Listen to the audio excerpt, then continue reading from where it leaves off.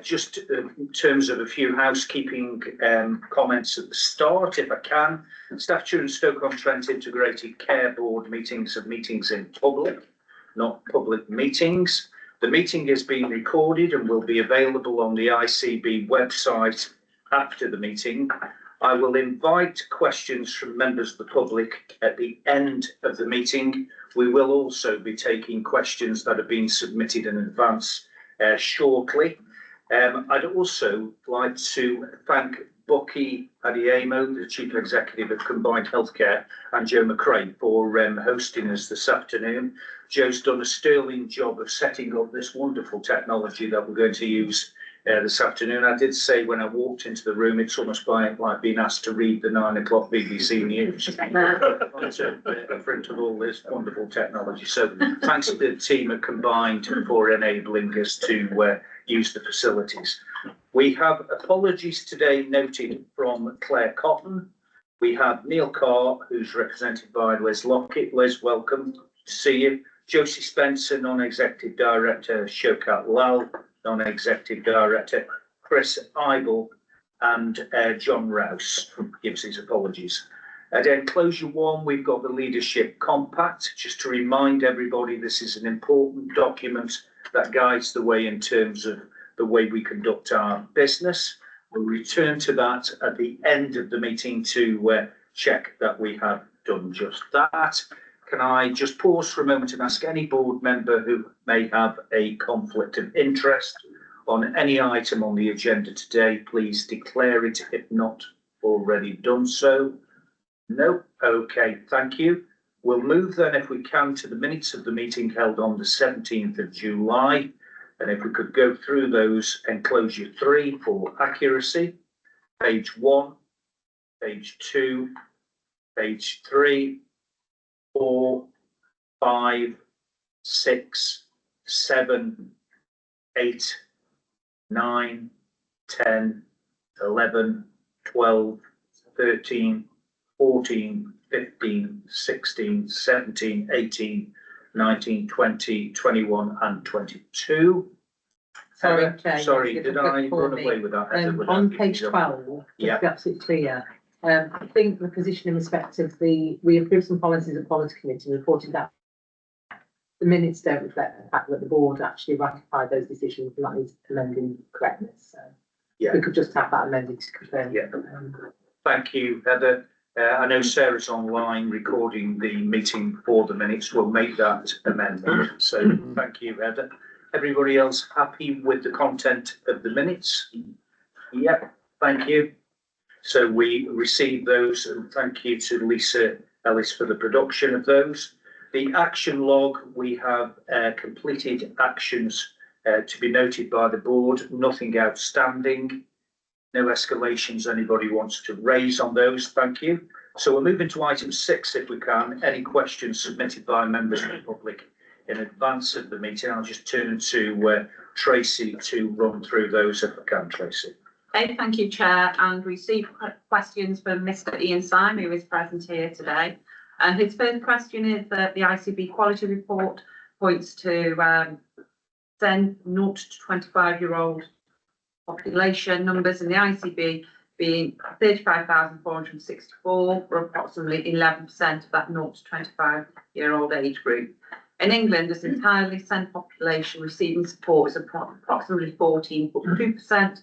Are all the 35,464 identified individuals as per para 4 quality report SEND support? Thanks for the question, Ian. Heather? Yeah, I think it's Elizabeth. Sorry. That's okay, Dave, no problem. Yeah, so, yeah, give me one back to put it on face this way, just because otherwise I'll be craning my neck. So, the figure is, that figure does include all children and young people who are waiting for special educational needs support and those with an education, health and care plan. And the special education needs support is the support that schools provide prior to application for the education, health and care needs assessment, and the data there is relying on the school special educational needs registers. So there's a sort of linked reliance on data that is gathered in schools through to a comparison then of numbers of children that then have a care needs assessment through to the numbers of children that then go on to have an education, health and care plan. Thanks, Elizabeth. Tracy. Thank you, and it's following a theme, and thank you, Elizabeth. I should have said special education needs individuals rather than SEN. So the second one's individuals who are entitled to educational health and care needs assessment may be further entitled to an education and healthcare plan. It's statutory requirement of 20 weeks to provide the EHC when an EHCNA is requested, experience it is. In England as a whole, 54% of EHCs breach the statutory requirement of 20 weeks. National figure is disturbing, however, more concerned about the Staffordshire figures. In Staffordshire, 63.7% are not completed within 20 weeks. In Stoke, 67.3% are not completed in 20 weeks. Therefore, how many children, young people within each local authority have completed EHC plans, and how many children, young people within each LA are present waiting longer than 20 weeks? Okay, thanks again. Okay. Yes, so on the first part of the question, how many young people within each local authority have got completed education, health and care plans? So this is data that is held by the local authorities, and the percentages that were in the questions that was submitted by SAMS relate to a point in time earlier in the year, actually in January, when there was a full data set collection. And so the answer using that data set to the first question is that in Stoke there are 3,405 children and young people with completed plans, and in Staffordshire there are 8,461. The second part of the question was around waiting, length of time, waiting times for the plans, and the question related was how many children and young people within each local authority are at present waiting longer than 20 weeks for an education, health and care plan. So I do have more up-to-date data on this plan, which is why I differentiated between the January data set and what I'm about to say. But what I would also say is the scale of the challenge that's associated with meeting the needs for children and young people with special educational needs is currently being debated in Parliament. It's subject to an Education Select Committee and a white paper, and I saw only just this morning on the news, on the BBC News app, an item around MPs discussing how, as a nation, are we going to ensure that children are adequately supported. And so the good news locally is that for both local authorities, there's an improving picture, and there's an absolute, robust and committed approach to the recovery plans that are in place to try and address providing timely plans to children for whom that's been identified as a priority. And those plans are monitored by the Department for Education, Ofsted, NHSE and CQC. And as the exec lead, I meet regularly with my counterparts in the local authorities and with all the leads from across those agencies to monitor those plans. So we are absolutely committed to an improvement. Coming on to the figures, the most recent figures state that Stoke are at 69%, so 69% of children wait longer than 20 weeks, and Staffordshire at 27%, which has been a significant improvement in the January figures. And in particular, what we know we need to focus on to try and drive figures down even further is a focus on the delays that are sometimes experienced from the input from educational psychology professionals. As a whole, there is a whole multidisciplinary team that do need to contribute to plans to make them effective. And we think if we can reduce the delays, in particular on that input, the input that's required from all the other partners to make plans successful will start to reduce too, because the clarity around need and assessment from that kind of educational psychology perspective is quite critical, we think, for reducing the delays and clarifying the input from all the other partners. So there's a lot of work going on in the space. Sorry for the slightly long answer. No, quite an involved. Thank you for the detailed response. Thank you, Chair. And the other one is relating to the performance and finance report on children and young people and autism assessment. The mean wait for autism assessment is now 80 weeks, the ICB plan being 40 weeks. Mr. Sam quotes a lot of the nice guidance, but for speed, I will make sure that's put down for the minutes, but we can move on to the questions he asked, which are how many children, young persons within the ICB are getting an autism assessment within the nice timescale of 3 months? Do you want to do it each in turn? Yeah, it's a short answer to that one. Yeah, I'll do that one. we had the question submitted yesterday. We do need to get some more data. I do have some data, but it's only based on April. So the month of April, there were 38 assessments and 3 were within the timescale of the required timescale of 3 months. We do need to expand the data set, and we can provide a fuller answer as we get a bit more time to kind of unpack the whole data set, which should be more up to date by now. How many children in the ICB catchment area are waiting an autism assessment? So there's 4,070, and again, that's as at April 2025, when the last complete data set was available. Happy to provide an update on that as more data becomes available.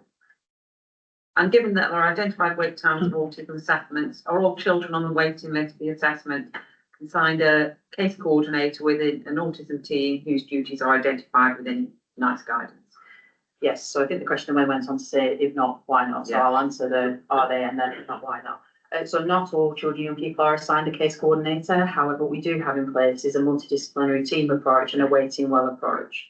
And the reason that not all children are assigned a case coordinator is due to the sheer demand and the capacity of the staff that we've got in place. So what happens instead is in North Staffordshire and Stoke-on-Trent, where there are service providers, obviously combined healthcare trust, the most viable approach is for the provision of that MDT approach, where supporting children and people during their waiting time for autism assessment.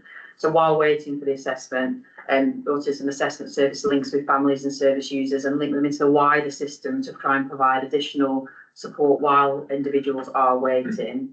And there's also an autism liaison support service which provides additional kind of response and information for families. Similarly, I guess the picture in South Staffordshire, something very similar is in place around the multidisciplinary team approach. And within that service, there are always allocated members of teams to try and support families as they wait, but there isn't a kind of specific case coordinator.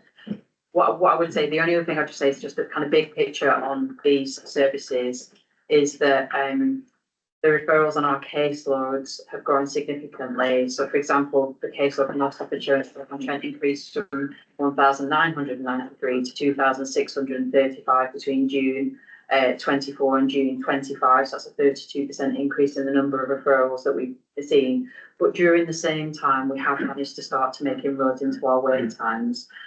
So we have got a really undoubtedly a challenge picture where there's high demand, but we are responding both as a commissioner and as provider organisations to the scale of the challenge. And I mentioned to Liz before we started the meeting that this was on the agenda, and I don't know whether there was anything particular that they would want to just add.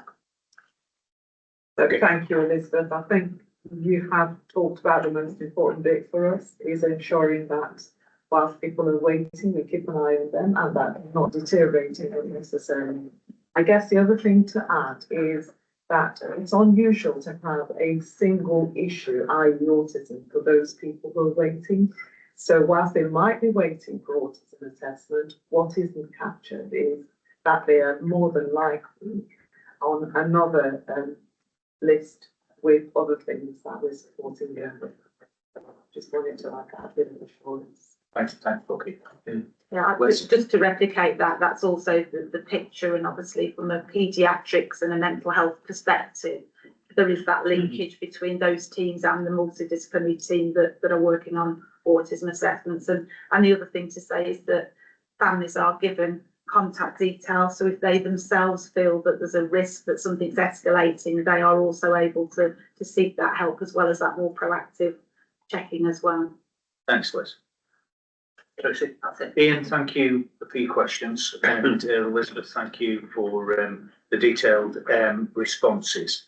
Okay, if we could move into item 7, the Chair and Chief Executive's updates. I've just got a few issues I'll pick up first and then hand over to Paul, who will pick up any others. The first is to say that the board will be aware that in July, I informed the regional director, Dale Bywater of NHS England, of my intention to step down as chair. It was going to be the end of September. I've agreed with Dale that will be the end of October. So this will be my final chairing of the board this afternoon. So what I wanted to say was just to put on record my sincere thanks to all board members, partners, Ian, people like you in the community as well that have given tremendous encouragement and support to me during what will be 34 months, I think it is, that I've been in this post. So it's been a great privilege, something I'll look back on with tremendous pride, and particularly the people who have been part of that journey and that team as we built the ICB to this particular stage in its development. And then what I want to do is just move on to the next stage in development and to just say how pleased I am that my successor that's been appointed, Ian Green, is coming into the post on the 1st of November. People will get to know Ian very quickly. I've been really impressed in our weekly interactions since he came into the system. With his values and his background, and particularly some of that background in the third sector as well as the statutory sector, and also serving, I believe, as a councillor, I think will bring a real richness to what he will bring into the role as chair. So under the clustering arrangements, as Ian takes over from November, as the report states, both integrated care boards will remain separate statutory organisations, but will increasingly begin to come together under some standard processes to move forward to the strategic commissioning arrangements in the government's reset for ICBs. To just add to that quickly, if I can, the process for the cluster chief executive is underway. Preferred candidate has been identified.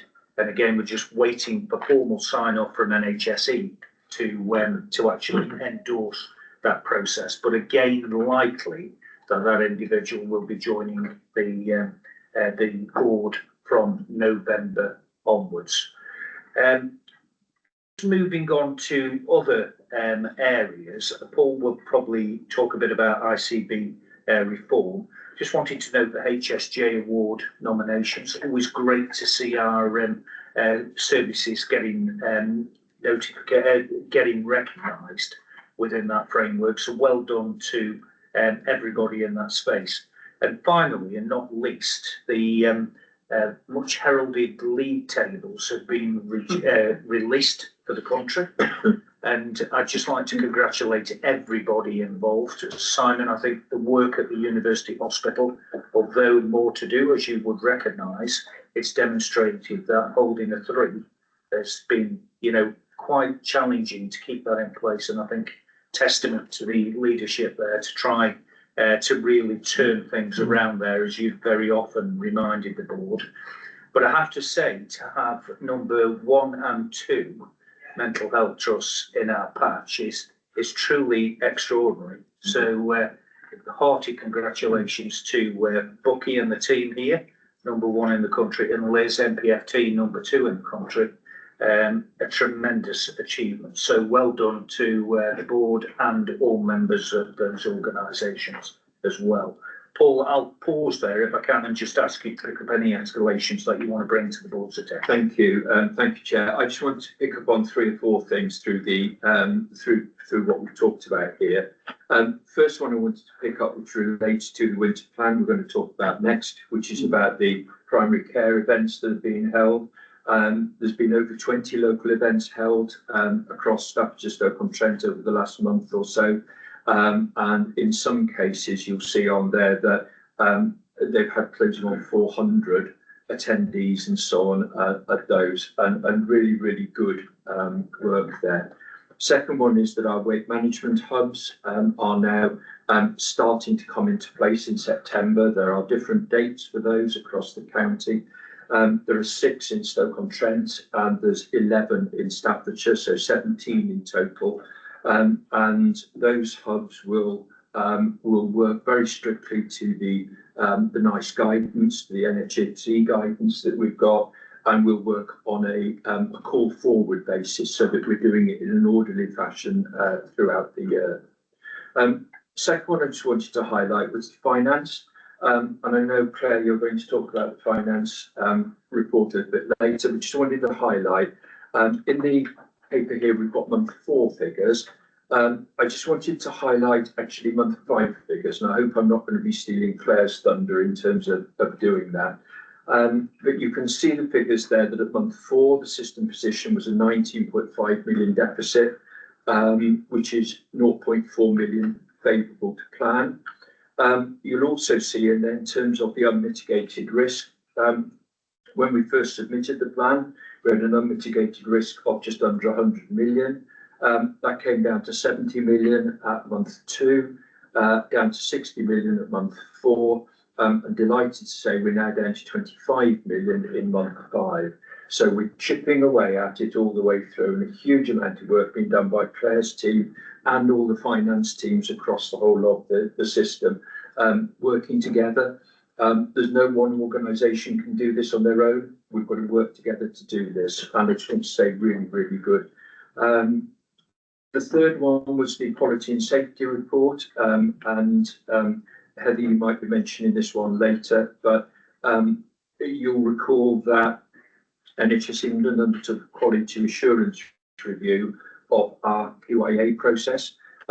We've received the outcome of that review now, which was significant assurance, saying that strong evidence that the Staffordshire Stoke-on-Trent QIA process is robust and sustainable.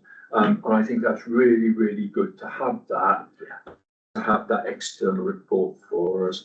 And then the final one I want to just highlight again, just as a reminder to everybody in the room, comes back to the winter plan again. And pillar 1 of our 12 pillars is around vaccination. The winter flu vaccinations have now started for children and pregnant women in September, and then in October it opens up to the full cohort. And just to plead to everybody that if you're eligible for your free jab, go and get it. If you're not eligible for your free jab, go and pay for it. Really, really important that we get these figures as high as we possibly can through the year. Thank you, Chair. Thanks very much, Paul. Just pause there if there's any points of clarification on the report. Julie? Yeah, can I just have 3 points around prevention? But first of all, to say a personal thank you to you, David, and we will be sorry to see you go for a personal point of view. Thank you, Julie. You're very helpful as well, but from a personal point of view. But just 3 questions around prevention. It was around the primary care events. So where they were located, was there an opportunity to locate them to address health inequalities? Was my first question. And were there, I don't know who I'm addressing, sorry. And were there, was there an opportunity for other things like wellness checks around blood pressure? My second question then was around, I've been lucky enough to spend in another capacity a bit of time at the 111 call centres in the last couple of days.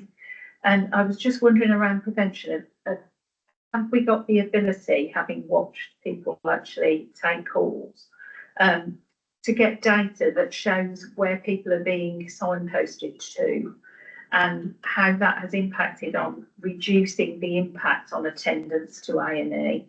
And my final one was around great news about the weight loss hubs, but it was about how the price increases might have impacted, I guess, on us as an NHS there.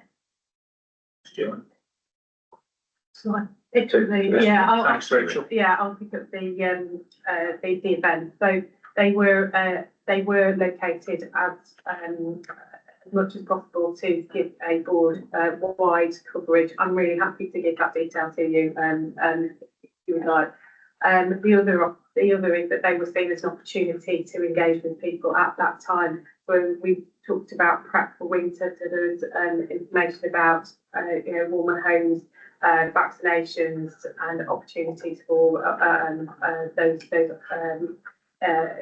health checks potentially as well. So it was about preparing people as best they can as into winter. So it was an all-round sort of interaction and making the most of those interactions with those patients. Thanks, Rachel. John? Sorry, if I pick up around the 111. So yeah, thank you.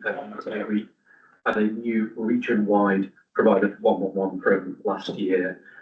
We get a great deal of data from them in terms of both the calls they're receiving and how they treat those calls and where they go on to be signposted to. It's always challenging to make the direct causal link between what you're doing at one bit of the system and what's appearing at the front door. But I think we've certainly been tracking those variances through the UEC board data. We have seen an increase in the number of 111 outcomes being directed to the ambulance service, which is something that's caused us to drill into a bit more. Now, that does not necessarily mean you can go to hospital, because that obviously then opens the door to a whole other range of services in the community. But that's certainly one of the trends that we've seen. We also try and track things by condition as well, because we know that respiratory conditions especially are an area of challenge for us, and I think we've seen rises in those areas as well. So we do track that data, but it's very difficult to identify the direct link, I think, in summary. Thanks, Phil. It was just about the weight loss, the cost increase and cost. Yeah. So we're working with the national team to understand the implications. We've received an allocation. Sorry, could you just speak up a bit? Sorry, yes, Just so follow we're that. working with the national team in terms of the implications. We received an allocation in 25-26. National team are working very closely with the supplier in terms of mitigating the implications. Great, thanks, thank you. Julie covers Yeah, everything thank you off. Okay. Any further questions? No, thank you. Okay, so we'll move into item 8, enclosure 6, the winter surge plan. And Phil, I think I'm handing over to you, and I know that colleagues have joined you. Welcome, Steve, Hayley, and Tom, who I can see there in the audience, who are going to assist with this if you require. Yes, thank you. So I will start off, and then Hayley will just add some comments as well. It's really helpful to have Tom and Steve here as well, who've been really key to developing the plan along with all system partners, and I genuinely mean all system partners who have really good engagement across the piece in terms of developing this plan. A great deal of work, indeed a great number of pages within the report, as colleagues will have noted today, to just demonstrate the detail that's going into developing this. I think before we get into any conversation around winter, it's important to just recognise the scale of challenge for us as a system. Last winter was really, really difficult. We experienced a number of critical incidents. We experienced a number of excessive ambulance handover times and also ambulance response times, which is not what we want for our public. So it's really important that we learn from what we've seen before, and also that we adopt a really prudent approach in terms of developing our plan to ensure that we've got capacity to meet the need. We have seen some real improvements this year. We've had a refresh of our UEC improvement plan, which again spans all parts of the system, and we're in the right sort of direction of travel with a lot of our national metrics, but there is real variability in that delivery, and particularly as we head into the more pressured point of the year, it's going to be ever more important to make sure we have a focus on those operational targets.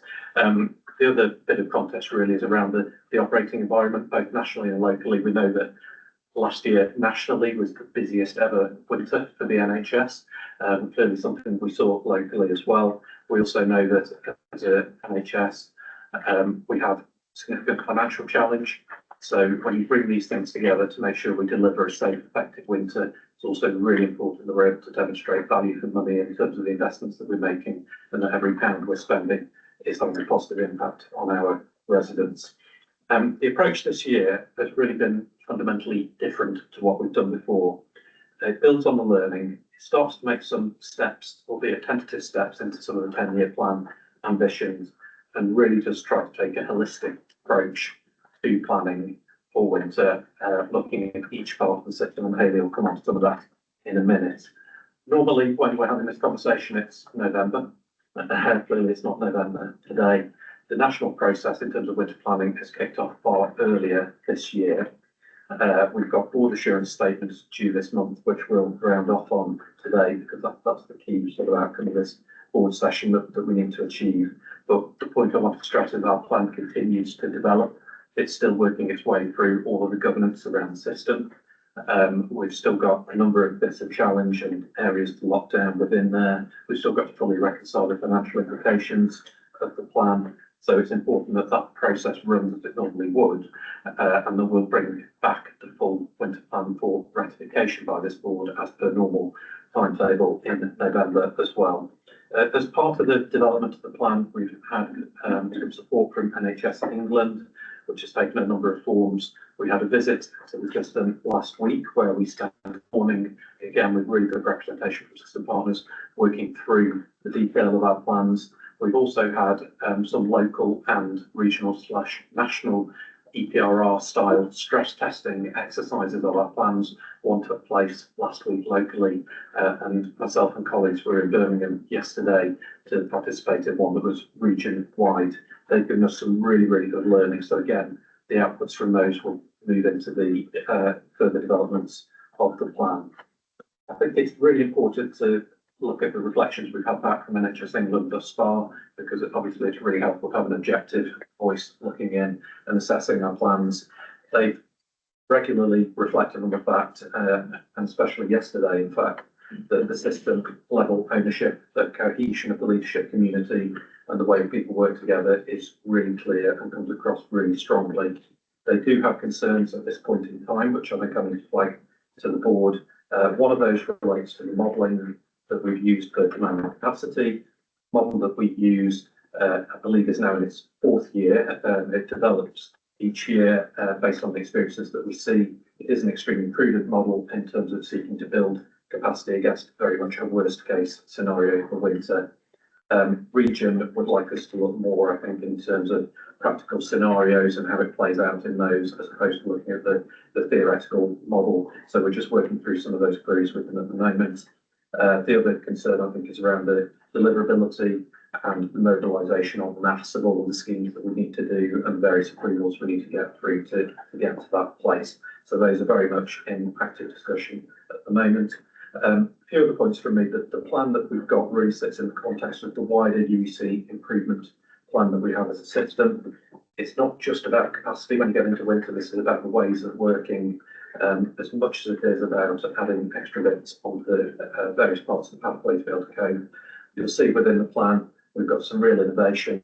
Last year, over the winter, we were the first victim to go overnight with a integrated care coordination centre led by NPFT, which has been really successful in terms of supporting direction to alternative pathways other than ED. This year, we've got similar developments, and I believe following on learning from Portsmouth, that we're looking to roll out an X-ray car over this winter, and again, we're the first in the region to look to do that, to provide enhanced falls response to people, and again, to support treatment at home and avoid unnecessary conveyance to hospital. This winter, through the ICB blueprint work and national conversations, it's been clear that ICBs are asked to lead both the planning and the oversight and coordination of winter. This will change as we move through the implementation phase of the blueprint, but I think it's important to note the increased role of our provider collaborative this year in terms of planning, and also that there are opportunities working at a cluster level as we move forward in terms of looking at opportunities to develop the way that we plan. So I'll just hand to Hayley to talk through a couple of bits, and then we'll get back to the board assurance statements. Thanks, Ron. Thank you, Chair. So just to build on some of the areas that Phil has referred to, board members will recall that we had a really difficult winter, but as a team, we've really tried to embrace the learning from all of that. We've been in a kind of continuous review and learning cycle through that process, which concluded with a learning event in May of this year. So that's really when our winter planning fully commenced following that learning event. So we've been developing our plans since about June time. I guess we started with what does a good winter look like? And as Phil said, you know, improving some of those key metrics so that ultimately our patients receive a high quality and safe service throughout winter. So capacity certainly is one element of our plan, but as is all of the transformational ambitions that we have across the whole system. And looking at innovation as well. So Phil mentioned a couple of areas, but there are many more other areas that we're pursuing. So in terms of the development of the plan, we talk very much about a different approach. I'll just change the slide. So we've enhanced our governance for this winter. And we've really developed an oversight infrastructure that includes all system partners, and we've had excellent engagement at a really senior level. So you'll see from the slide, we've developed this principle of having winter oversight support pillars, and they're all led by an executive supported by a managerial lead. And some of the key things are in there. So Paul's already referred to vaccination. You absolutely have to deliver our vaccination strategy across the system for our workforce and for our patients as well. The enhanced governance that I referred to is an additional meeting that we've introduced into the UEC governance structure.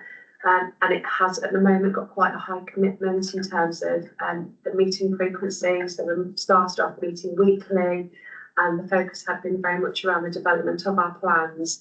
So those capacity schemes in terms of additionality, but also the enabling schemes as well. That commitment to continue that group is very much there, and we will continue that group throughout the whole of winter. We will change the frequency, I hope, at a point in time at the right point. So going back to my point around what did a good winter look like, the commitment from all partners around really enhancing some of those are called metrics, so improving ambulance response times, reducing handover delays, reducing mental health delays, for example, and there are many others. So throughout, you'll see throughout the pillars that the supporting pillars, if you like, quality is a key theme that runs through all of the work that we've been doing. How we look after our workforce, how we make sure we've got the right workforce as well throughout the entire process, and of course the affordability. We're really clear that we can't just put a whole new layer of capacity, and it has to be around that improvement work as well, but to support it. And then just a little bit, I think, on the operational delivery of all of this. Board members will know that we've got a really effective SCC that works across the whole system. It's been regionally recognised, it might be nationally recognised actually, in terms of the work that we've been doing. One of our key points of learning from last winter was around how do we track when we are going off track in terms of delivery. And, you know, we had 6 critical incidents last year, so our key focus is how do we avoid getting to that place. So the operational oversight metrics that we introduced, we actually have shared them with NHS England, and they recognise it's a really good method and way of working. So our intention now is to build on those. We're going to introduce paediatrics into the metrics, for example, and there'll be other areas that we bring into there as well, just to make sure that we've got that kind of look back and look forward way of working.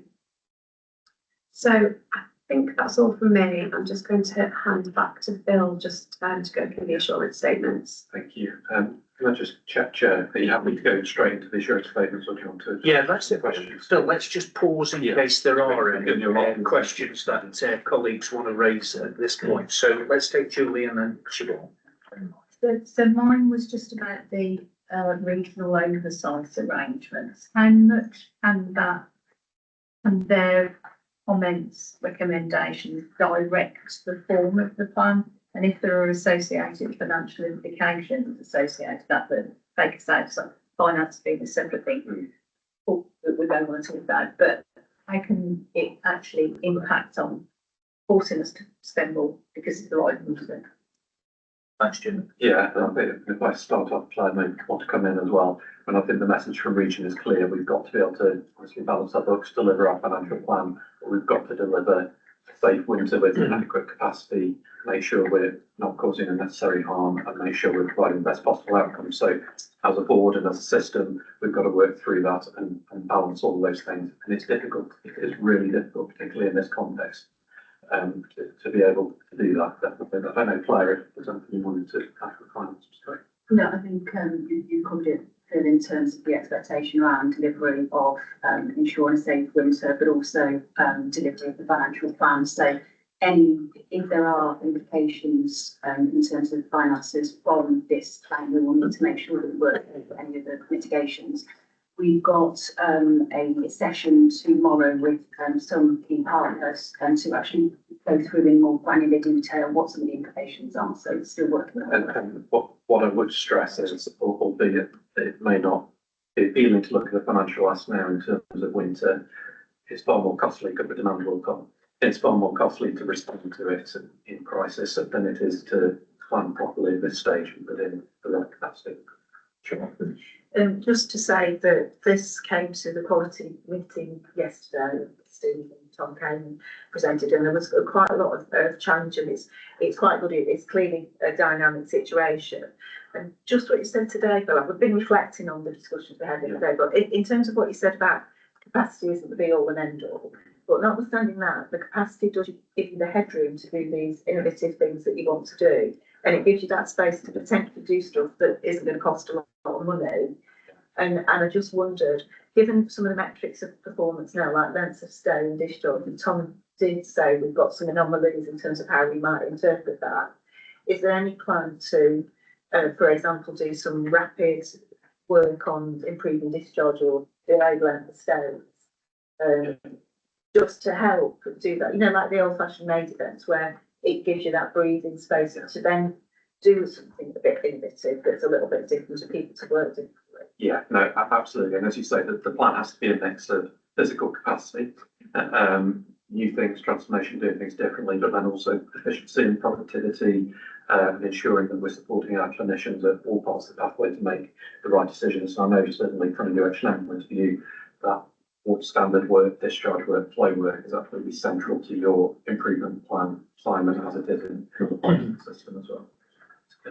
Yeah, just to add to that, as Phil said, we joined the event in Birmingham yesterday, and it was a kind of system by system working together on each table, and we had a representative from ESIST with us who really commended our collaboration actually and our very much collective development of our plans.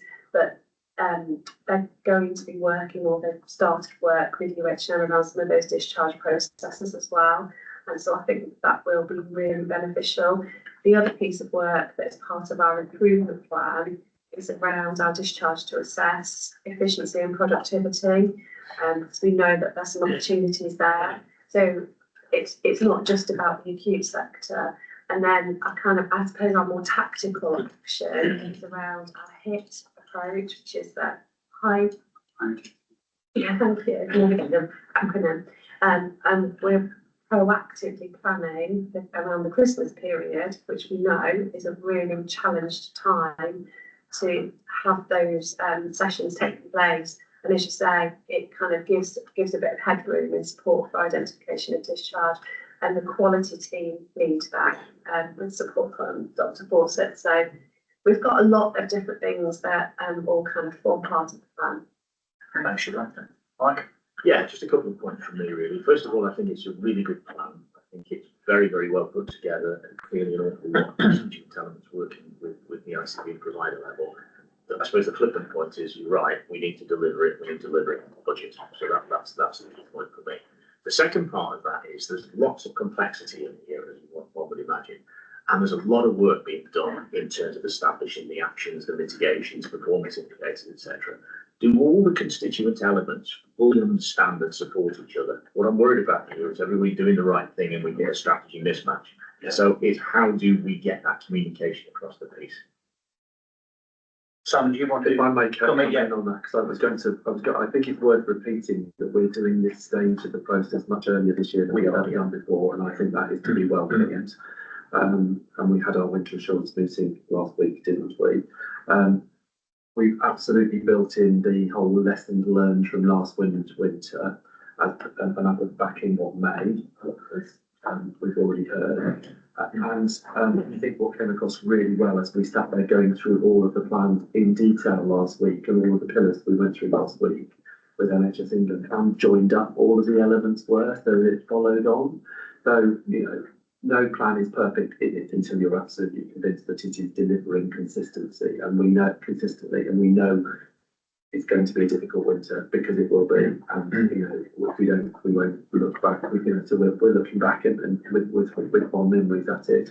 But I think it was more. I think it has been more joined up this year than it's been historically, and I think that stands us in good stead. But I think the other thing that we got across last week is that being suitably agile and fleet-of-foot. But if the plan that we've got isn't delivering the way that we want and intend, with all of the escalations we have in place, we have an excellent strategy to work out what we do instead. Yeah, thanks, Simon. Yeah, and I just wanted to emphasise really, if you were sort of asking that question 3 or 4 years ago, each health system would have had its own separate winter plan. We now only have one plan that we take through all the boards, and that's the same plan that goes everywhere. And as Hayley's talked about in terms of development, that is multidisciplinary in terms of ensuring we include finance, quality, workforce colleagues in the development, as well as all sort of parts of the system, parts of the pathway as well. Thanks. Sam, does that cover off the question you wanted to ask? Thank you. Tracy. Thanks, Phil. And it's all about response in the plan as it needs to be. But I do think, looking at it from my portfolio's point of view, there's a lot that the public can do to help themselves and to help us. And certainly, as part of the communication teams across all our partners, we need to work really well with our public to help them understand. Dr. Edmondson-Jones actually mentioned about vaccinations, the real importance about vaccinations, how we can help people stay at home, best places for them to go, and pharmacy first and 111. So it's something that we will be continuing to push out and working with the public to understand why sometimes the messages don't land and what it is that we can do to ensure they do land and that people start accessing care in a way that's more helpful for them, as well as not putting pressure on parts of the services. Thanks, Tracy. Paul, if I just come and just do a couple of things, Chair. Given my sort of background away as public health consultant, delighted to see the proactive approach this year. Delighted we're doing it early. Delighted that we're thinking of what might happen and how we plan for it. But just to come back to Julie's point at the beginning about prevention, and prevention's key here, isn't it? I'd go as far as to say that if this is going to be successful, 50% of the effort needs to go into prevention, 25% into the acute hospital, and 25% into what happens afterwards. It's what happens up front that's important. And it's nice to see sort of 5 or 6 of those pillars being before the hospital. And there's great danger when we do things too late in the year, we just get fixed on what's happening in the hospital. That's where region and national will focus. We need to be focusing on what happens beforehand and get all of that right. So really pleased to see that, David. Thanks, Paul. That's really helpful summary, Julie. And the bit at the end as well from the community perspective. Yeah. I totally agree. I was going to mention this with the assurance statements, but because I absolutely agree about the communication there. And there's the wording, being an asthmatic person, the wording around it's about clarity for the public around patients under 65 with comorbidities that lead them to sensitivity. So how's that being managed? I mean, I'm not sure what that means in terms of what we're assuring here. How is that being managed? So, for example, through GPs, so will it be GPs actually saying you are entitled to? Because I've had a message which is equally woolly. I'm not sure whether I am or I'm not. Yeah, so absolutely, just to give it, I mean, Tracy may want to comment as well, and Steve may. So part of the winter readiness events, including primary care, and we're making sure through that we're targeting assessment of those most vulnerable population groups. Also system-wide focus on care home and frail patients in that space. So we try to make that sort of more tangible in terms of targeting those particular populations. Steve, yeah, I mean, it's a really fair point. I think the comments that go out to the community include 65% that are very clear cut. The other bit is making sure that we're pushing the immunisation programme for the younger children as well, and campaigning for RSV. Yeah. We've got, there needs to be a big contract. I think, looking at Mexico, but I'm assuming there's still be a national programme. Because some of the message, the message I got talked about people that are immunosuppressed, which I'm not. But that implies I would be because I'm asthmatic. The words are slightly different, so that's quite confusing. Yeah, and I think, you know, as we approach winter, those vulnerable people who've got very long-term conditions will be told to, particularly around, you know, vaccinations. Yeah. And, you know, we work with the primary care team to make sure that that's done and supports the winter climate. Okay. Yeah. Hold on, questions? Yeah, okay, Phil, so can we move on to, I think it's page 108 of the pack? Yes, I think The sort of assurance statements. Yeah, so I think it's about 108 up to 112 in fact. These are the assurance statements that we need to complete hopefully we'll be able to get them on screen at some point.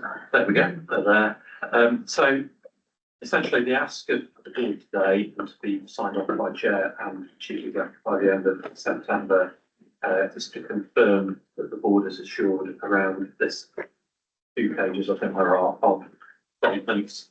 The first group of these relates to the governance, so the fact that we considered the winter plan forward, the fact that we've engaged partners in terms of its development, the fact that we participated in our regional winter testing exercises, the fact that we have an exec responsible for winter, and also crucially that we've got quality and equality impact assessments aligned to the plan. The second part is about the plan content, so making sure we can articulate the risks, making sure that we've got our district control centre in place and that we're comfortable that that's working effectively to manage flow. We then moved into prevention, which talks about the area that you just mentioned, Julie, as well as the wider vaccination programmes and high-risk patients. It then goes on to talk about capacity and our modelling, discharge profiles, making sure that we're confident that we're protecting our elective capacity so that we continue during the winter period, and then rounds off around leadership in terms of making sure we've got the right level of on-call arrangements, clinical leads, managerial leads in place, and that we've got the right escalation frameworks. So there's an awful lot of asks in there in detail, really. So the challenge, I think, for the board today is very much going back to this point that this plan is at a point in development now. So I believe that we can demonstrate, I'm happy we can go into individual ones as needed, but I'm happy that we can demonstrate that we've got progress against all of those things. Are they all exactly where we need them to be in the final plan? No, but that's the work that we're doing through the governance processes in the coming weeks.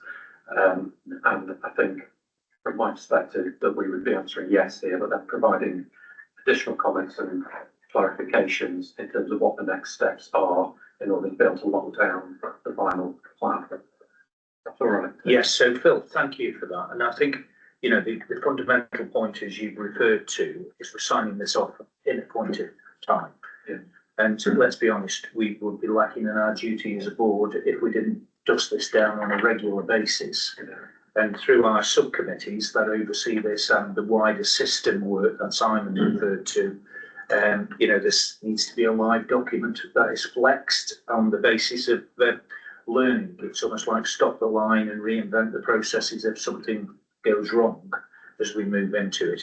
So I guess from my perspective, I think this is a fair summary of where we need to be for this moment in time.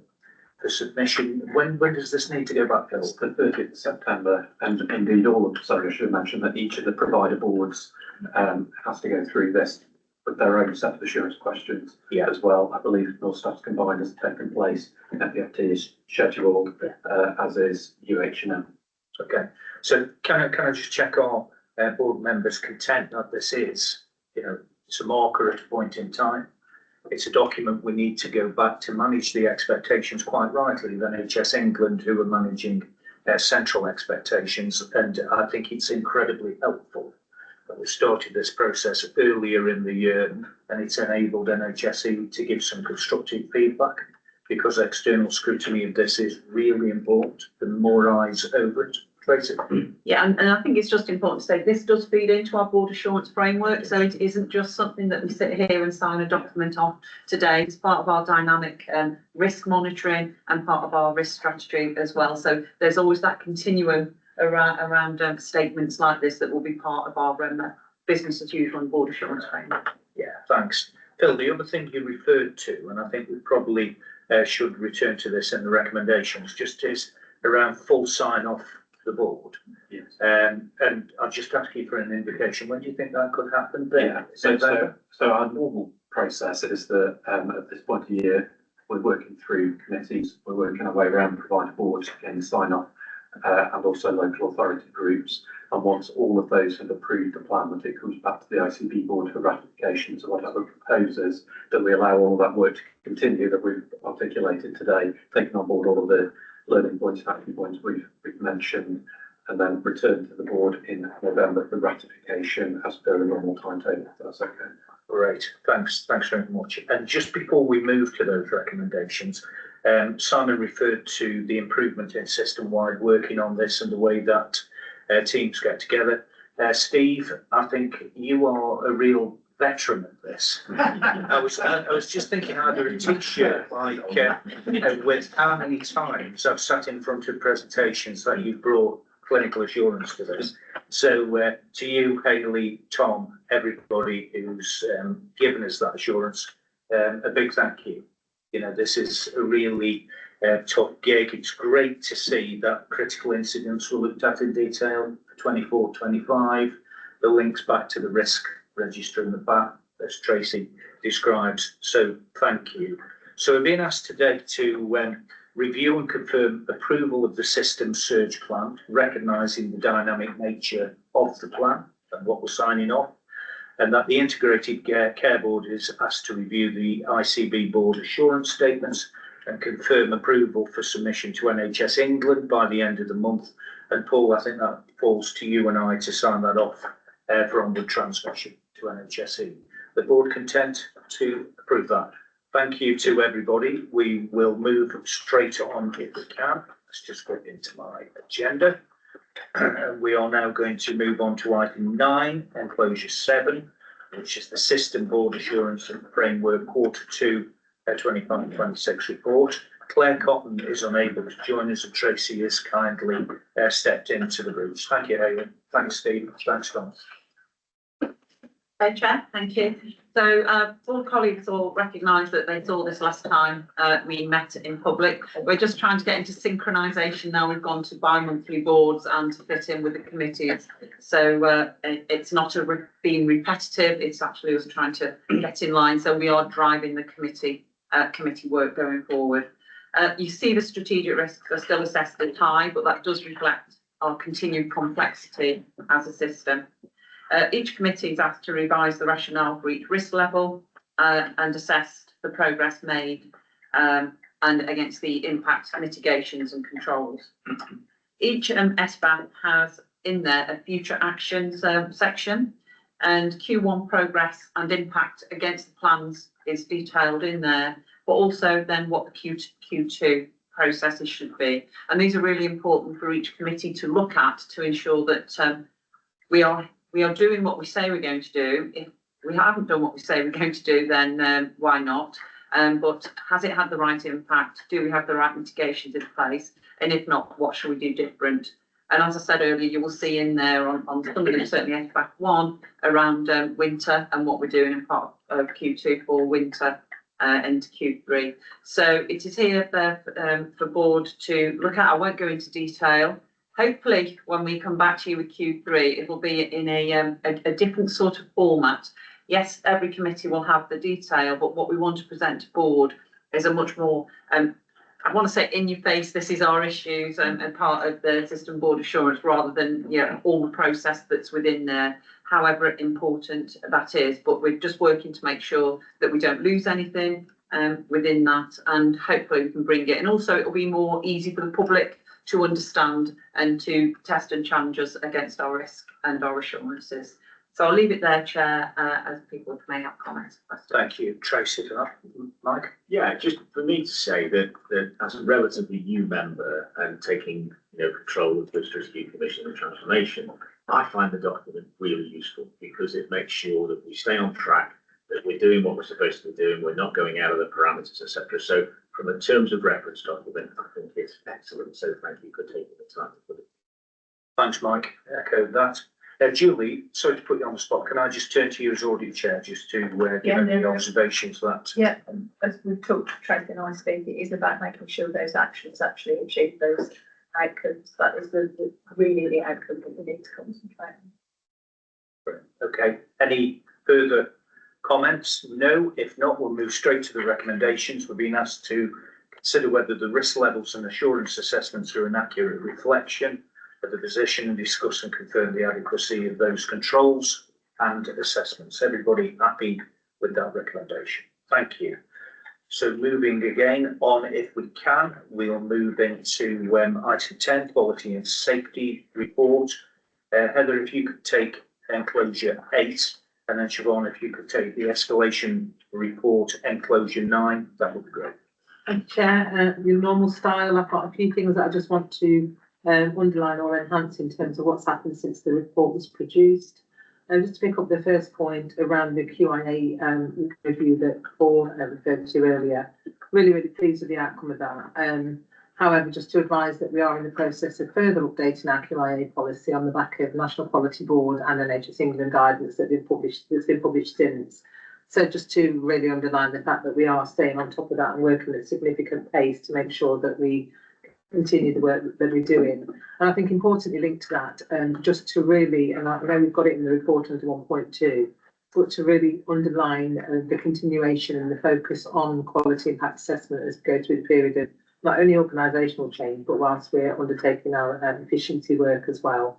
And so there is a real focus on that constantly.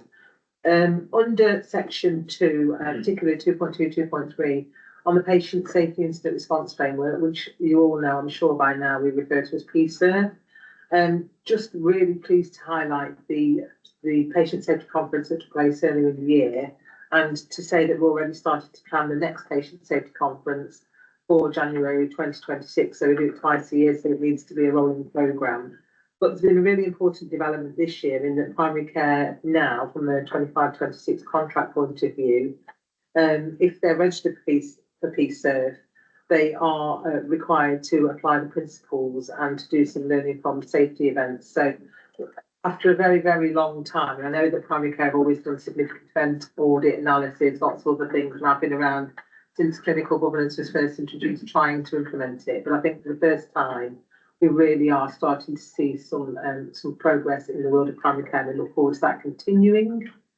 On 3.0, just on the maternity matters, really, there's a couple of things. So the maternity and neonatal independence service advisor, I don't think I've just told you that right, I'll come back to that title in a minute, but there's a pilot. We affectionately shorten that to MNISA as well, which is why I forget the full explanation. We're one of the early implementers of the MNISA pilot and really recognise and value the importance of that post following the Ockenden review into care at shocking Staffordshire hospitals. For anybody who's not aware, the MNISA post is intended to ensure that family voices are listened to, heard and acted upon, so that we are including our families. Our local MNISA, very biased, and I declare my bias, but we have an outstanding MNISA in Staffordshire and Stoke-on-Trent, who's also currently working with Derbyshire and with Nottinghamshire on some of their more complex cases. She's currently got a fairly hefty workload and is really leading the way in terms of the work that's going on. However, there's been a recent evaluation, and whilst the value has been recognised and acknowledged, we have now been formally advised that the funding for that pilot will not continue beyond the end of March. So there is a conversation taking place at regional level about what's going to happen in the future and how we're going to fulfil that responsibility. And I think that's something that we will be flagging from a risk point of view in terms of potential going forward. Linked to that, and you'll see why I've particularly underlined that risk there, it's just to acknowledge the fact that we are very pleased, if not relieved, that none of our immediate providers are named in the plans for the AMOS review. However, really important that we make clear at this stage that that doesn't mean we're complacent. We're absolutely not. We recognise that we've been very fortunate that none of our main providers are included, and we will continue to work with all of our providers to make sure that we maintain high standards of quality and safety in maternity care. Then the only other thing I wanted to say was that, and it would be wrong of me to have a couple of minutes now and not mention it, it's just reminding everybody that yesterday was World Patient Safety Day, and we spent a lot of our time and energy this year focusing on the care of every newborn and every child, so the care and wellbeing of every child and every newborn. I was honoured and privileged to ask to go along and open the first GP nursing conference that's been held in Staffordshire and Stoke-on-Trent, and presented to them as part of our World Patient Safety Day plans, the work that's going on locally around Rowan's Rule. And I know we've talked about Rowan here before, but we shared that with practice nurses so that they too can start to roll that out across the patch. Sorry, I know there's a lot in there, quite a quick count of two, and hopefully Siobhan and I are complimenting, not repeating this time, and I'm taking questions. Yeah, thanks, Siobhan. Just Heather, Robert, just wanted to make a point. You made it about the complacency piece on the QIAs. I think it's really great that you're reviewing that again in terms of the guidelines. You know, yes, we got a good report, but obviously we need to keep making sure the good report's going forward. So thank you for reinforcing that. If there are no further comments for Heather, Siobhan, can I ask you to do the escalation? It was my first meeting last month, so, and it was a really meeting. There was lots of big things that we discussed. The quality impact assessment's a theme, and Heather's just updated in terms of the progress that's being made where there's been backlogs. Also, she's updated on the maternity and neonatal, which is a risk to the region.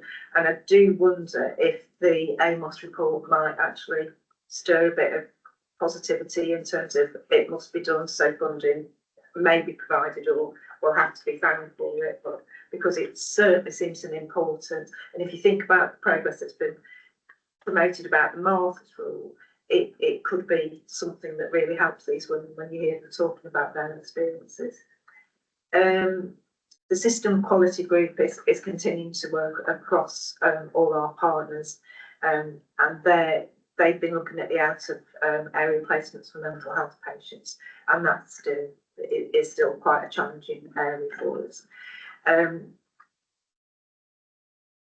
We did look at some of the sickness in regard to from the people committee, but actually that's been taken on as a big piece of work from the people committee. So we've only really looked at it in terms of any impact on quality and safety, and we will continue to keep close monitoring that. We received the public sector equality duty, equality, diversity and inclusion report, which was a superb report. There was a lot of discussion about that, mainly complimentary about how it was laid out, really comprehensive. Some suggestions were given for the further development of it for the forthcoming year, and that was taken on board. The committee accepted the report, and we just need this board to ratify that. It was a really good piece of work. We've talked about the QIA process. It was good to hear, and there was a recognition actually that the ICB had been involved with the NQB in the development of the national QIA process. So that was really positive to hear, and as Heather said, it was a commitment not to be complacent about it and to continue to make improvements where we can. The Right Care, Right Person report talked about the sad deaths of a group of patients in the system. This review was actually really quite comprehensive, and it was actually very good to hear it. The methodology that's been used is similar to a serious case review, where each of the constituent organisations had done their own internal review, and then it had been brought together in a thematic. What was agreed at that meeting was the health element of the review. So the health investigation is going to have another independent external review look at it, and Heather's agreed to take that forward with a peer ICB nurse just to share learning, and also the NHS England representative was still present for that item, and has asked Heather to go and present that to the regional quality meeting because she thought it was a really good approach. So that was quite positive as well. And it was good to see all the partner organisations working together on that. The Lane review, we had an update on that, and the committee was just assured that the work is going on that's needed to do that, and it's something that Rachel's keeping a close eye on. We discussed briefly the independent inquiry into the David Fuller case, which was the awful situation around mortuary care, and the participants were tasked with going away to their own organisations and following up what they've put in place based on the recommendations, and that's going to be monitored through the system policy group. We're going to bring us a report back later in the year when everybody's done their audit and action activities. Our all-age continuing care, we continue to make good progress on this. It's still not where it needs to be, but at the end of the June, the caseload was the lowest it's been for 8 years, so that's significant. And we are no longer at the bottom of the ICB list for this. We're 6th from the bottom, so we are making some steady progress up the equivalent league table. There was a DH review visit to the team, but this is not a review visit where we'll receive a report. They were taking away early, but the feedback the team got was quite positive about it. On IPC, we had an update of current challenges in the system, and there's 2 areas of focus, which is catheter care and also cellulitis, where work's being done to develop pathways in line with national guidance. And that was it. It was quite a substantive meeting, wasn't it? It was substantial in terms of the topics. So testing meeting for your first meeting. It was. So thank you for that. Can I just ask if there's any questions, just on the Fuller review? Do we contract with undertakers for removal of the deceased if there isn't a mortuary in any of our facilities? And have we applied the same rigour to those undertakers that may hold a contract with the NHS? Yes, As so we would have done if we were asking Simon to do that at University Hospital. yes, we do contract with undertakers as part of particularly the Hayward Hospital actually, and we have done that, and that'll be fed into that review that's coming back through to the quality group. In a mental health setting, it's slightly different. It's dependent on whether it's an expected death or not, and often we work with the family's choices if it's an expected death. So yes, but we definitely have applied those recommendations. Thanks, Liz. So any contract, if we are using those, we are vetting. I think just to underline what Liz has just said, really, I think the important thing there is, as Siobhan said as well, the reason we've asked for our providers to bring their assurance back is to be able to answer exactly that question. Right. So not only in terms of internal facilities, but any externally commissioned services. So when we get that back, we'll bring that as part of the quality report. So we'll come back and say it's the right question. You know, on reading that report, it was a deeply distressing and sobering read. Just one of the things that we did discuss was the fact that the first phase of this report seems to have, the recommendations seem to be taken as tick boxes by many organisations. If you read the second report fully, it's really clear that they weren't taking any seriousness, that they really do need to be taken. Yeah, timely review. Thank you for that, Siobhan. Any comments on anything the board has heard? Just a brief comment. Siobhan raised the kind of issue that we've had more recently, actually, in the last, I'd say 3 to 4 months, around the increased number of out of area mental health placements. I guess some positive news. So I get a weekly report every Monday. My understanding is the position is much improved as we've moved through the months since the committee would have met. So I'm hoping that we can expect to see an improved numerical position in terms of the numbers of placements. We are still somewhat challenged though around clinically ready for discharge. So that remains an area of work, although we've seen a small reduction in that too. So I wanted to just raise that as a note here because it's later in our performance report as well as something that's obviously a challenge for us, but I think we're starting to see an improvement. So just to note that, given that it was escalated from the quality safety. So to check everybody happy. So on the quality and safety report, being asked to receive the report, seek clarification, further actions appropriate, be assured in relation to key quality assurance and patient safety activity undertaken in respect to matters relevant to all parts of the integrated care system. And just to add to the quality and safety AAA report, to note Siobhan's point about the quality and Safety Committee approved the Public Sector Equality, Duty, Equality, Diversity and Inclusion Annual Report. Yeah. So with that said, thank you to both of you. We'll move into item 11. And Rachel, can I ask you to give us a AAA report for the Senate? Thank you, Chair. So, in the pack, we've got the document for the August meeting, and I will go through, just briefly go through the approvals.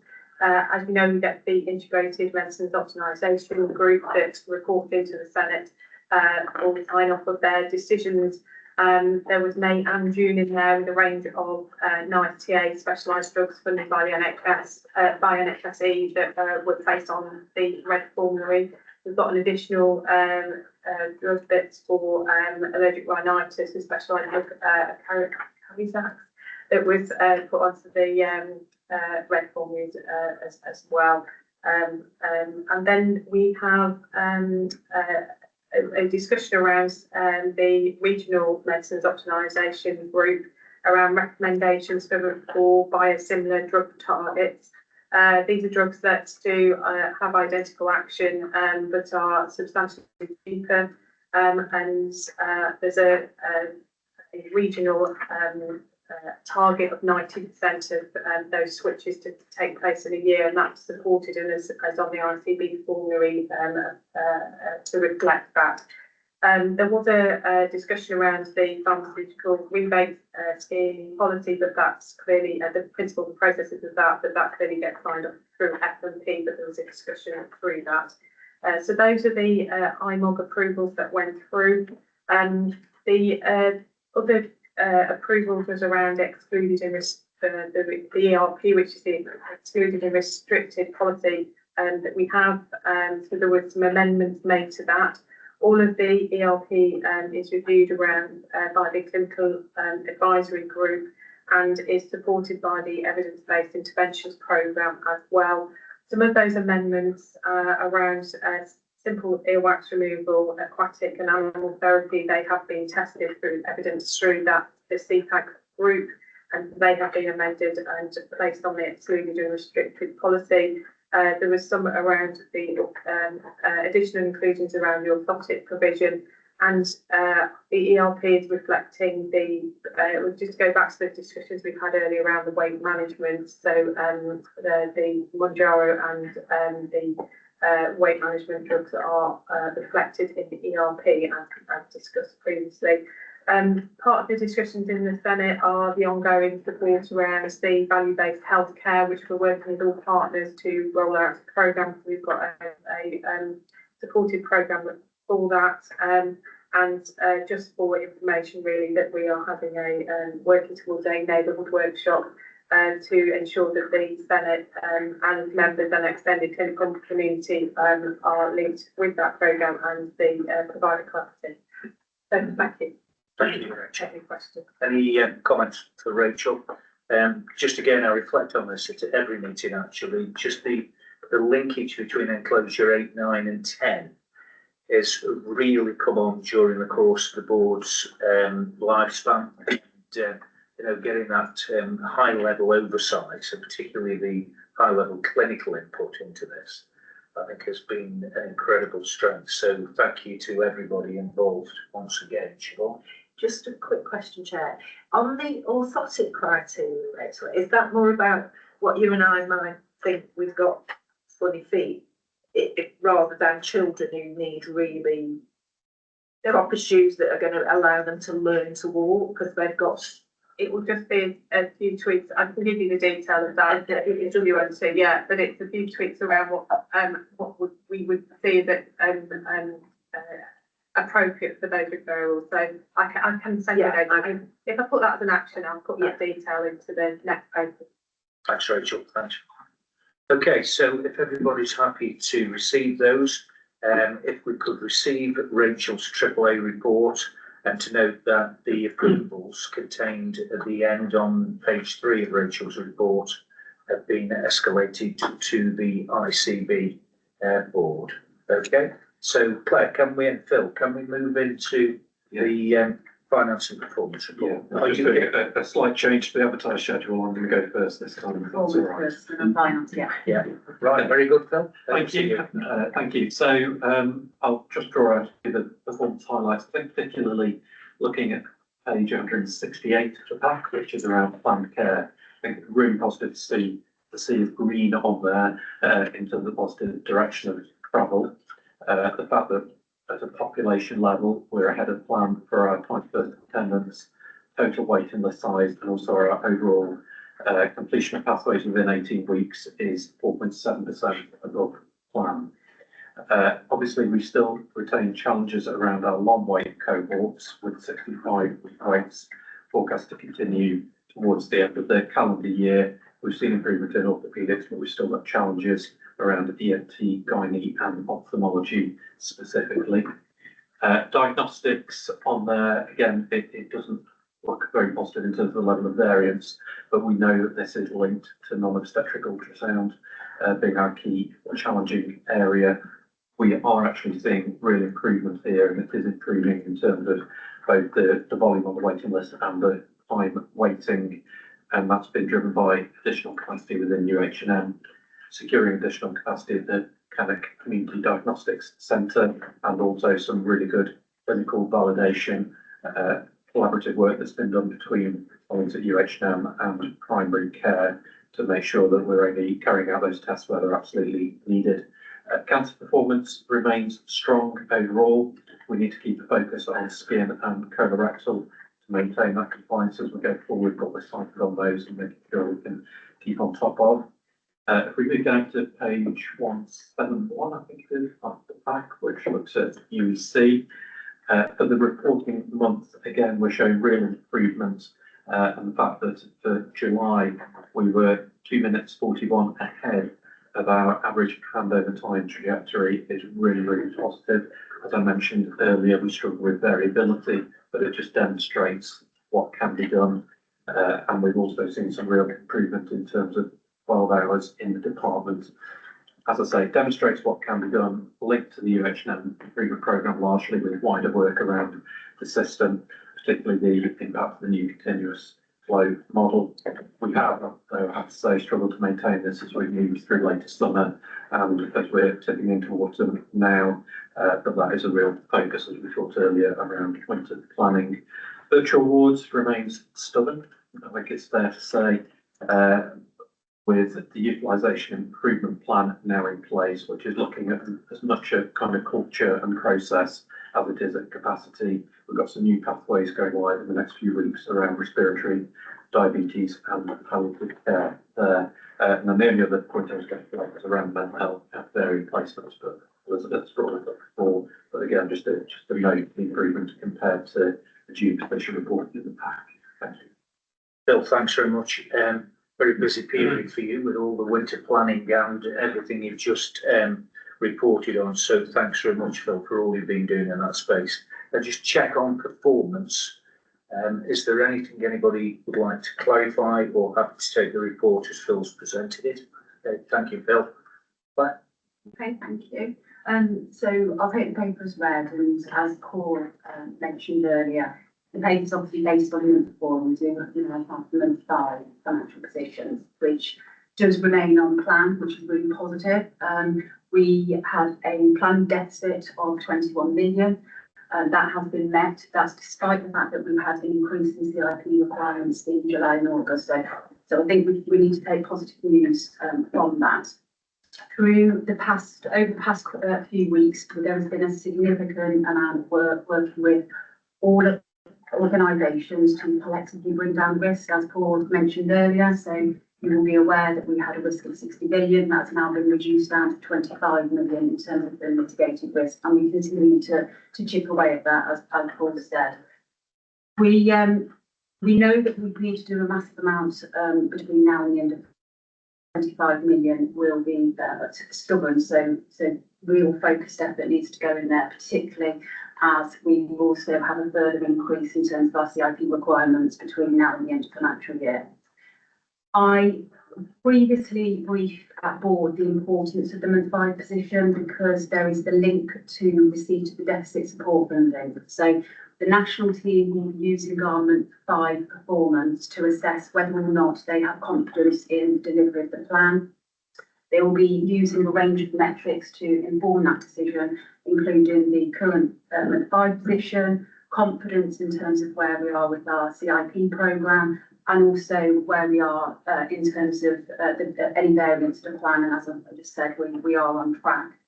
There was guidance issued at the end of August, which provided some more clarity around this process. We're expecting to be notified by the end of September if we will receive the deficit support funding.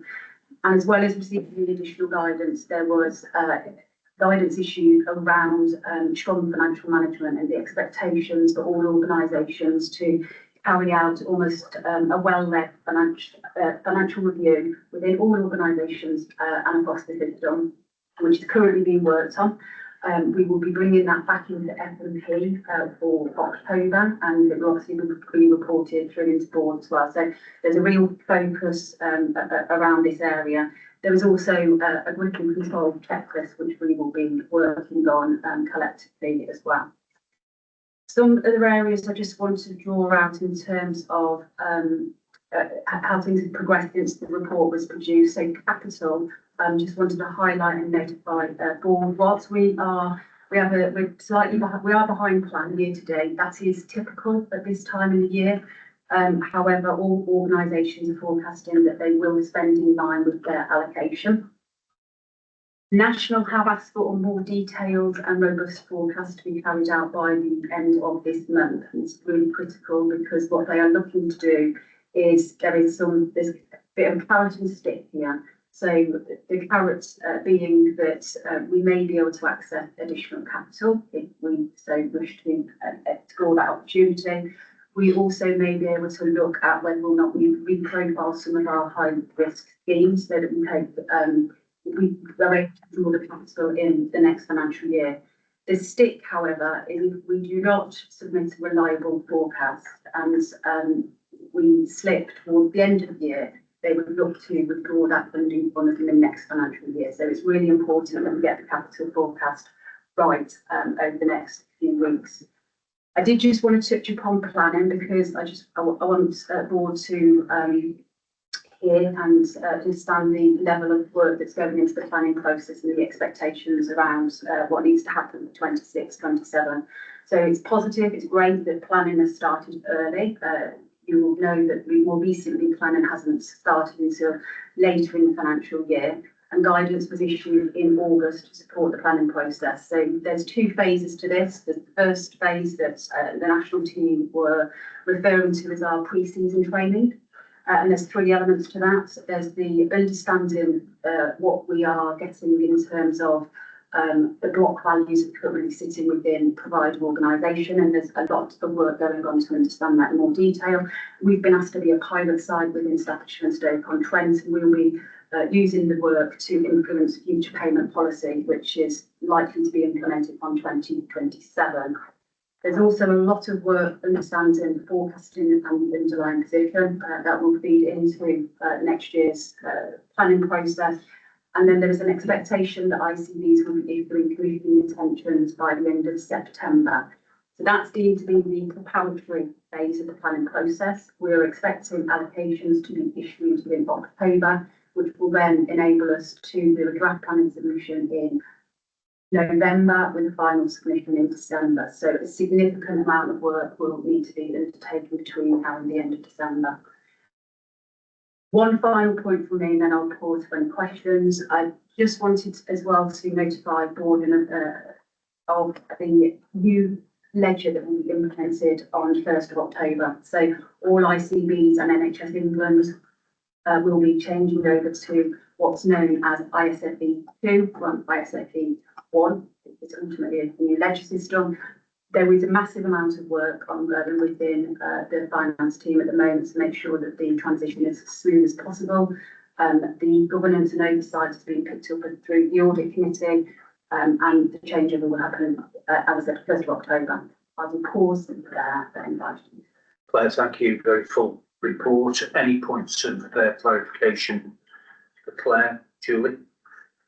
Just heard you say, Claire, about strategic commission intent being set out by steps? I wasn't sure I quite understood what that. So previously, the planning process involved ICBs to issue what's known as commissioning intentions, so how they would like to set contracts and commissioning specifications with our provider organisations. And the national team have requested that that's now be introduced, and we do that by the end of September. There's a lot of work currently being carried out between myself, Elizabeth, Rachel, in terms of ensuring that what's issued in the ninth are existing clinical strategies, and we can make sure that we incorporate what's required as part of the 10-year. So isn't that complicated by transition and transfer of functions, and or how complicated does it become because of transition? They're a really good question. I think I'll hand over to Elizabeth. I think, to be honest with you, inevitably it's slightly more complicated, because in normal times we would just be receiving our own guidance, working within the geography and cracking on. And of course we'd have conversations with neighbouring systems, but that would be more about, our population flowing over the borders. So I think inevitably it's a little more complicated. I think the task in September, as Claire said, is to produce the strategic commissioning intentions, which I think are based on insight we already have about our kind of current levels of performance and equality issues, looking at our population health management data. And we're going to have a discussion as joint executive next week about across Staffordshire and Stoke-on-Trent, and with our colleagues in Shropshire, Telford and Wrekin about having a process that's fairly similar between the two of us, because the September phase is about really understanding the priorities for commissioning and change in light of the 10-year plan, and how we might need to start to address delivery of the 3 shifts from next year onwards. So I think it's a little more complicated, but we're managing to run our processes side by side and joining them together through things like joint executive conversations around the process. I think as we move through into phase 2, where there'll be much more detail with the financial allocation, and we'll need to drill through those strategic intentions and make them more specific, we'll need to understand what both systems' kind of priorities are and what they're going to start to address. And I think that will become more complicated. I think. So I think it's in the 10-year plan and in the blueprint we talk about commissioning for outcomes. Yes. This seems a step above that. So I suppose it's, in my mind, a further delay in actually getting to commissioning for strategic outcomes. It sounds as though we're not quite getting there yet for 26, 27. So what I've very briefly said about, I think the intention of the NHS planning framework in phase 1, which is now September, is that it is almost getting to that start line of then articulating the priority outcomes and having the conversations that assist about how they're then delivered largely by collaboration through providers, and a change goal for the ICB in terms of being that strategic commissioner. I think the phase that we are in at the minute, though, is really understanding what is our data telling us about the priorities of need in our population. So it sort of sits above. Yeah, it does. And I think the opportunity, therefore, is for us to socialise that as a system. We're planning on doing that, and other cities, but we're planning on doing that through the system performance group. So we're going to use existing forums that bring together system leaders. So yeah, I think it gives us that opportunity, though, just to stand back for a moment, make sure we're on a common start line, and then start to make some of those changes through October, November, December. And we're going to, as I say, we'll have those conversations with RSCW colleagues as well about the approach that's been taken there, and increasingly we'll need to work together on it. Thanks, Rachel, do you want to come in on that? Yeah, thank you, David.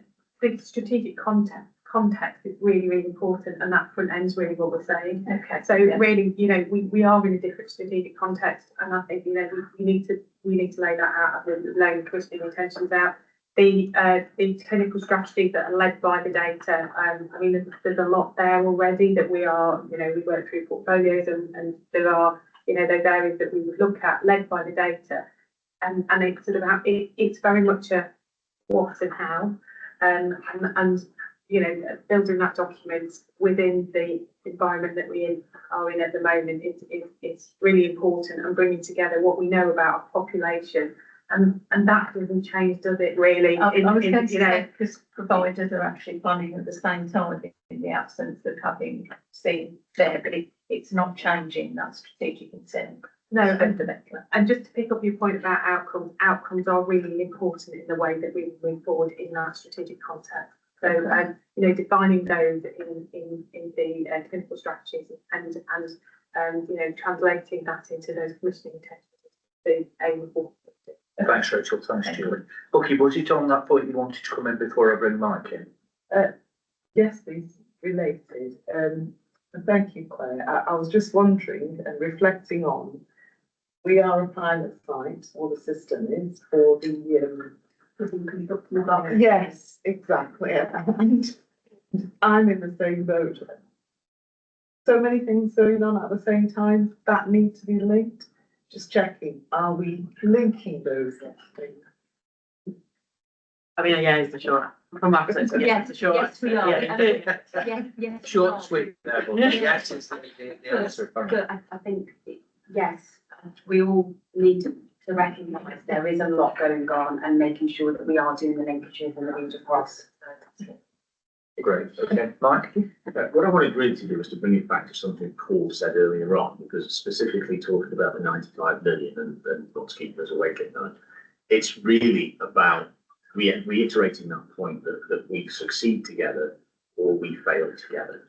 This is about the system thing.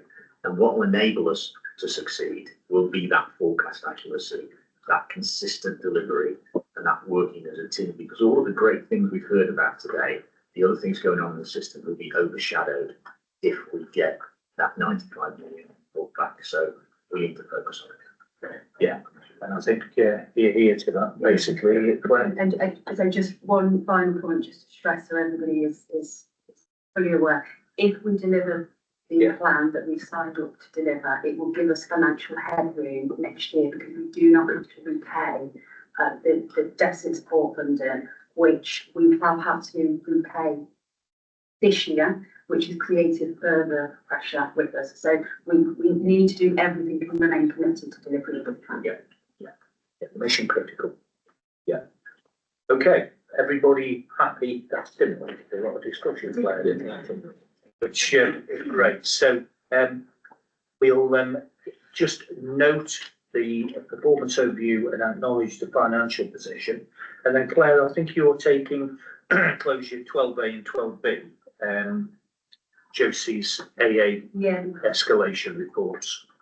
Yes, so there's two AAA reports here, one for month 3 and one for month 4.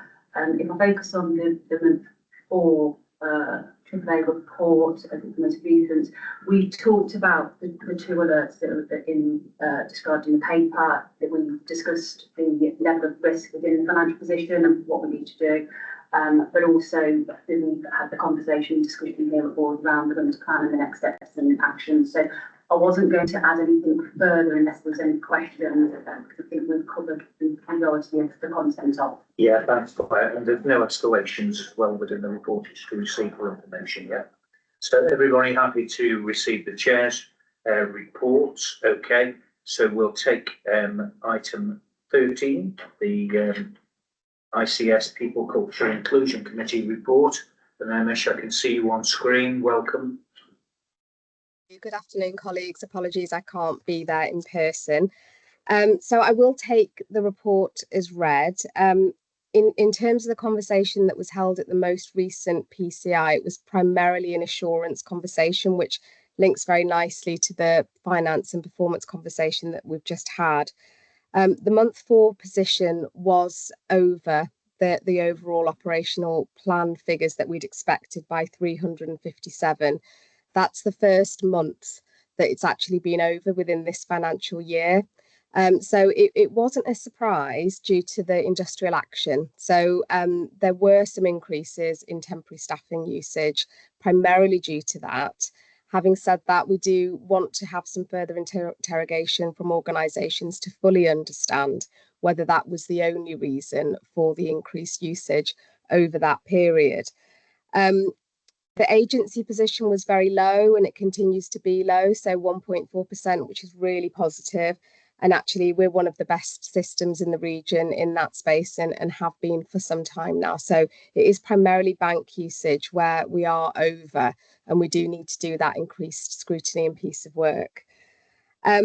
what we are doing to assure ourselves on that, our colleagues are working directly with organisations to fully understand their workforce controls, their workforce utilisation, supporting them to develop tools like dashboards, but also processes to help them understand things like span of control, their establishment reviews, so that we can ensure our workforce can be utilised in the most cost-effective way, linked to the patient safety piece that Siobhan's mentioned in her report. Our overall metrics are very positive, so you'll see that within the pack. The area that we are higher than we would like to be remains sickness. So we did a deep dive on sickness absence within the PCI conversation that we had recently. Each CPO brought an organisational perspective to help us to understand exactly what they're doing locally to support the improvement of their sickness absence rates. We were able to summarise and understand the overall position in terms of reasons for sickness absence, but actually what should we do at system level and what's happening at local level to help us to really address that and support our workforce in an increasingly difficult environment, noting the fact that sickness absence for stress and anxiety is particularly high. So we took a number of actions from that, and you'll see that in the paper. We are going to be focusing on sickness absence as we go forward in our People, Culture and Inclusion Committee meetings, and there's the wellbeing group that's at system level as well. At the next meetings, we're going to be looking at things like appraisal as well. So the kind of dashboard of the indicators that help us understand whether the workforce are healthy and happy, and that we're doing as much as we can from a controls perspective to ensure that we're utilising them in the most productive way. So I'll stop there, Chair, if that's okay. Pause for any questions. Thank you, Mish. Just ask if there's any points of clarification. Mish, if not, could I ask you to take the escalation report on behalf of Shokan? Thank you. And very similar to Claire in this space, we have had limited meetings actually over the summer period. And I have actually outlined the majority of the conversation that was held in PCI in my update. So unless there are any specific escalations or questions from the AAA report, I'm happy to move on. Thanks, Mish. And I don't think there's anything specific in the report that needed to come forward for sign off by the board. So thanks, Mish. We received that for information. Thank you. Mike, can we move into item 14, the Strategic Commissioning and Transformation Committee? Yes. Your chair's report, please. Thank you, David. Yes, indeed. So I'm pleased to advise that the committee continues to maintain the momentum which we picked up and found in this first few months of this year. The primary issues discussed were around the new organisation and how we're going to operate in that new organisation in terms of clusters.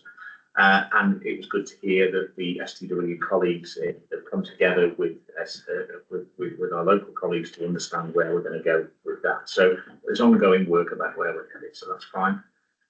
In terms of another service I think is worth highlighting is the tongue tie service. And the tongue tie service has been provided by the maxillofacial team here at Royal Stoke. Not a formal contract, done as a gesture of goodwill. So clearly we need to do something around that to be able to make that happen. So the paediatric directorate have agreed to take on the service, and the new clinic's going to be resourced. So we've gone through all of that stuff to make sure that we've got a great. It's not a huge amount of money, but it is a very significant outcome for mothers and new babies. So that's excellent. In terms of assurance, the big key one, of course, is maternity and the changes in maternity services. So we've come to the end of that consultation. Over 4,000 responses to the questionnaires that have gone out. A little bit of coverage in the local press, but I think it's been managed very well, and we're keeping an eye very, very much on that. In terms of the primary care forum, we were advised that the finances are on track to deliver a break even across primary care, so that's good news. We spent a lot of time working with the voluntary sector, so we had Gary and Lisa. I went over to the Dudson Centre to look at precisely what's going on. We gave them an awful amount of time at the beginning of the last meeting to talk about how we can better use that in the system. So that's really what we've been up to.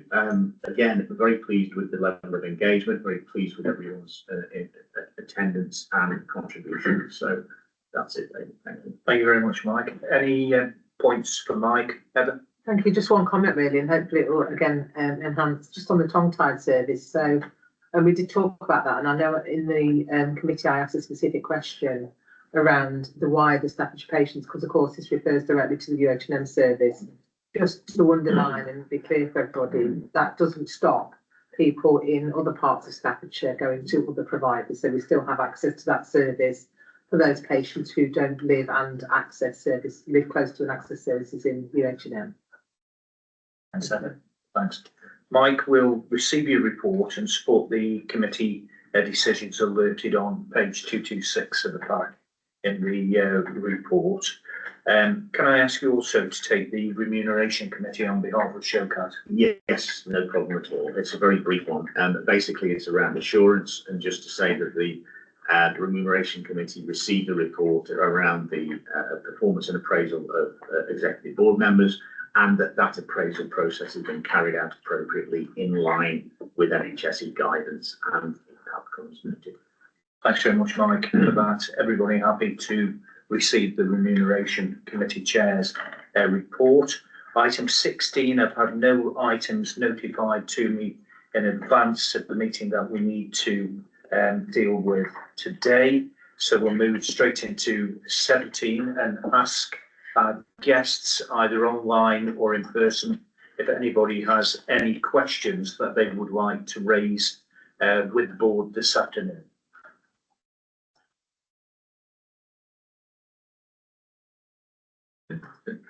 I'd be disappointed. Yeah, no, I've been exercising all day. Yeah. Thank you, Chairman.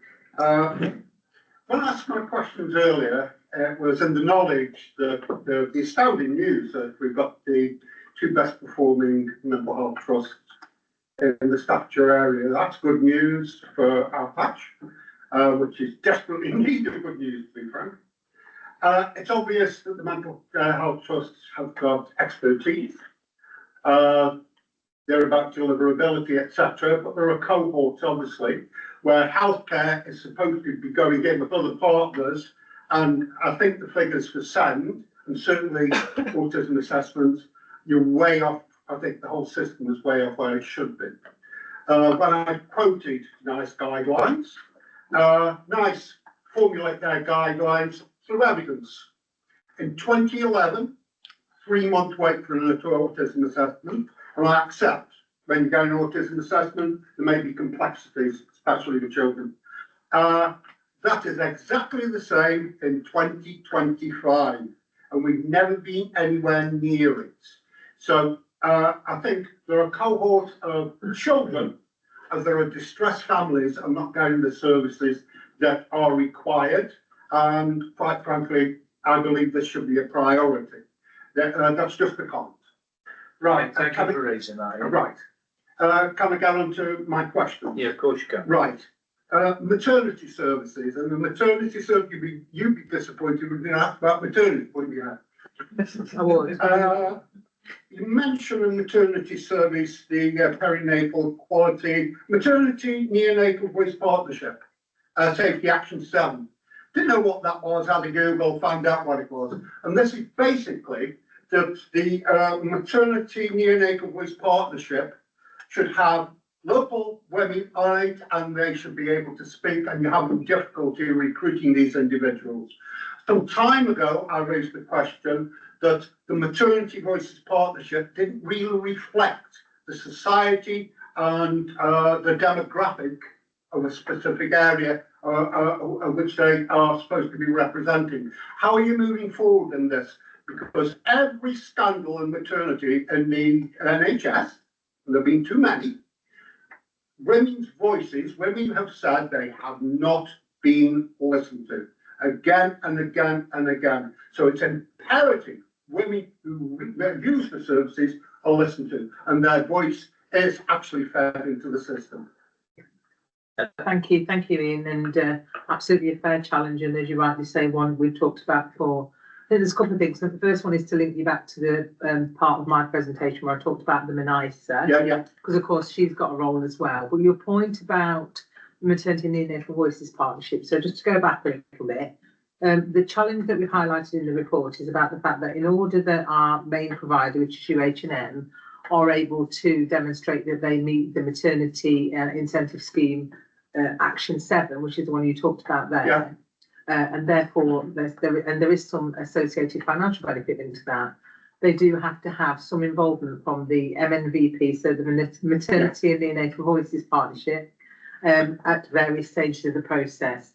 Initially, we thought there was going to be a problem with that this year. There isn't going to be a problem this year. So we'll see it through to the end of March 2026.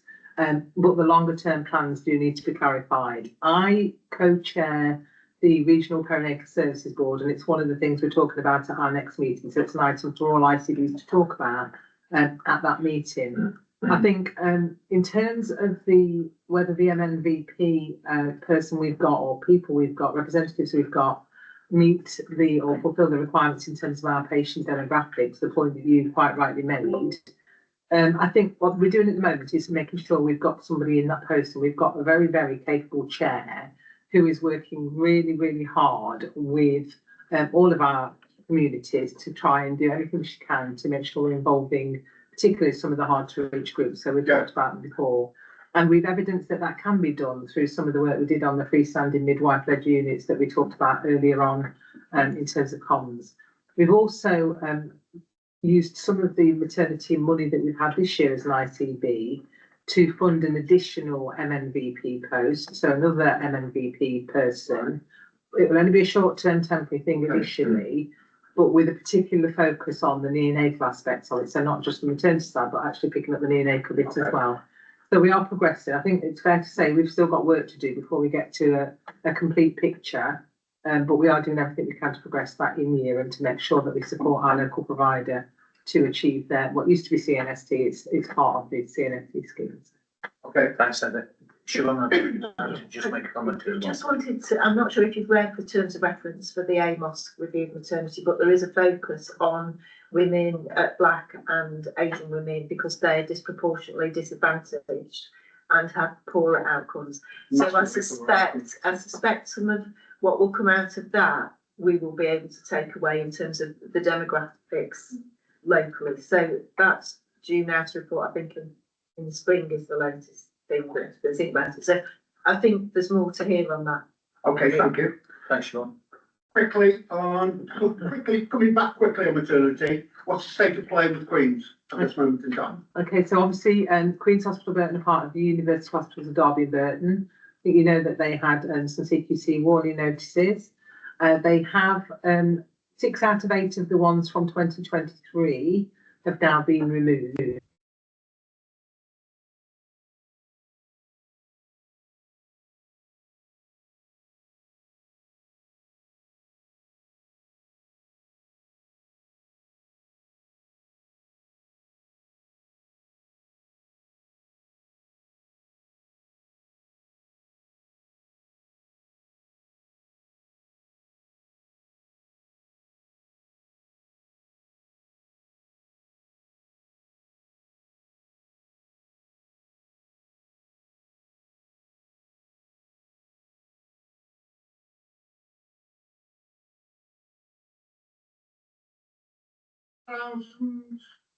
Non-obstetric ultrasounds on the waiting list. Several months back, I raised a question at UH&M. At that time, UH&M, I think at that time there were 8,000 on UH&M's waiting list. And I raised the question with UH&M because UH&M had mentioned they were going to use Panic CDC. I don't know if that came to fruition. But I've noticed there have been violent fluctuations in numbers on the non-obstetric ultrasound waiting list. I do recognise that now UH&M have appointed a registrar-led system which shall erode the waiting list by 50 a week, and there's a use of Panic CDC has popped up again. How many people are supposed to be are planned to go to Panic CDC? And is this, I mean, you've had endoscopy as one of the sticky diagnostics that's been addressed. Obviously, I believe non-obstetric ultrasound is very, very cost effective. Why do we get violent fluctuations in numbers? And what also is the waiting time? Because I've talked to several people who've gone private, they haven't got the money to go private, paid over 200 quid to go private, and they've had the results quite quickly, and obviously they paid the 200 quid. Okay, Okay. Ian, we might be able to give you the detail that you require on that now. I'll just turn to Okay. Simon and Phil. If not, we may need to come back to you with the detail. So I can't specifically reference the CANOC inputs, but the first thing to say is the waiting list for non-residential ultrasound is unacceptable. Yeah. Absolutely 100%. It is a particularly sticky problem for a variety of reasons. I don't recognise the figure of 13,000. I was trying to get up the most recent one we submitted. It's on its way down. I think it's 8,000 now, but we'll double check on that. Either way, it's way too long. The reason I would suggest it's non-obstetric ultrasound, you'll notice that we flagged for this at UHM, as opposed to any other diagnostic modality, is because it is non-ionising radiation. So it is often used as a first line investigation, possibly in some circumstances inappropriately in the event of other things, because it's easy to order and we don't need to necessarily be registered. So that's one of the factors for it. We have put more capacity and we have got a route. It is coming down, and we will use any other mechanism, including other partners, to deliver it. I can't really say any more than that at this particular stage. Yeah, just to add, I mean, I touched on it briefly in my update earlier. So yes, cohorts have gone over to CANOC CDC. I haven't got the numbers here. I can get them. So that has happened, but then also quite crucially, I think, picking up on that sort of effectiveness of the test and appropriateness of the test point that Simon made, the link between UHM clinicians and primary care to validate referrals, triage referrals that are coming in, and have dialogue back and forth across the pathway around it to ensure that we're only making those referrals where they're absolutely needed. But I can't add any more to that unless, Rachel, you go. No, I think, there's continued work to be done, isn't there, to make sure those referrals are appropriate and using the resources most effectively, but I don't think I've got anything further to add. Thanks, Rachel. Quickly, it's 13,100 on page 170. Yeah, that might include births and such. Okay. Yeah, that's the population level for all diagnostics. Yeah. Okay, thanks, Ian. We've got, I think, Tracy, some questions on the line. Yes, we have one question from David Jones. With the potential demise of Health Watch, who at board level will champion via Channel 4 and be responsible for the independent patient voice? I'm quite happy to talk, but we have got a Health Watch in the room. And I think, David, it is the potential demise of Health Watch that you say. Health Watch is still very much a partner with us. We do have processes in place as an integrated care board to seek feedback and to have conversations with our population in various forms. And we've seen quite important feedback from the previous maternity and urgent emergency care involvement events that we've done, seeing a massive increase in people involved from all different backgrounds. So, there is a different way that we do things now, rather than just have one person or one area's voice. We do try to get voice from across the whole of the county. Needless to say, if you read the 10-year plan and what ICBs do, that involvement with the public is front and centre. We can't do population health management without the population, so we do need to involve the population. And no doubt, looking around the table, any exec or non-exec board will be championing the patient voice. At the moment, that sits within my portfolio to ensure that that's organised. But I'm sure going forward that we will ensure that there will be board level representation for that. Thanks, Tracy, and thank you for the question, David. Can I just check, Tracy, does that conclude all of the questions we've received? That's all I can see, David. Okay, so Chairman, can I thank you for your service to the ICB? Go on, Ian. All right, I've known you for 29 bloody years. More than a lifetime when you were, I think you were Deputy Director of Nursing and Combined Healthcare at the time. Yeah, probably. And Combined Healthcare ran all the community hospitals, all the elderly care, all the community services, Cheltenham, Boston, and Bucknell, and Hayward, and Sheffield, and we can go on and go on. I think you started as a nursing cadet, is that correct? I did, yes, it's 1973. Oh, God, man, you don't do this for murder, man. You don't do this for murder. You've dedicated your life to the service of the people locally, to an NHS, which obviously you fundamentally believe in, to public service, and you've done a bloody good job, quite frankly, David, for all the years. You were a director of nursing at Combined Healthcare. We have had differences of opinion on that time, obviously, and I think it's astounding that people do still devote their lives in the service of others, and I think it's a wonderful part of my society. I think it's a wonderful part of society that people also contribute to general taxation to ensure that the services are delivered. So, thank you very much. You've led this ICB in a very rocky, from a very rocky position, moving it forward. You know my views of the dismantling of this system and the clustering, etc., etc. That is astounding work, as the rest of the work that is done by the partners, etc., and our society.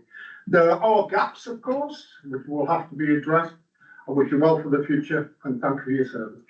Thank you.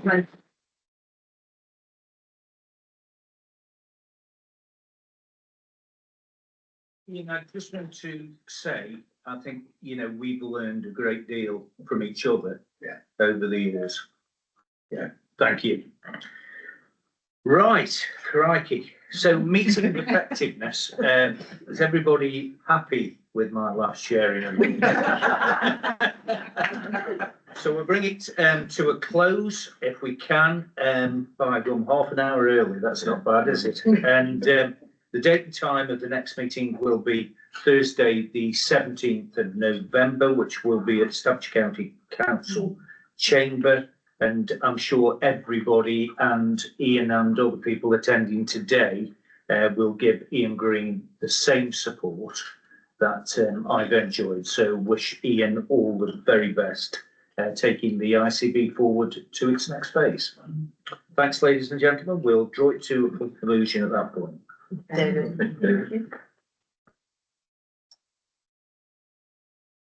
Still in the silent. Yeah.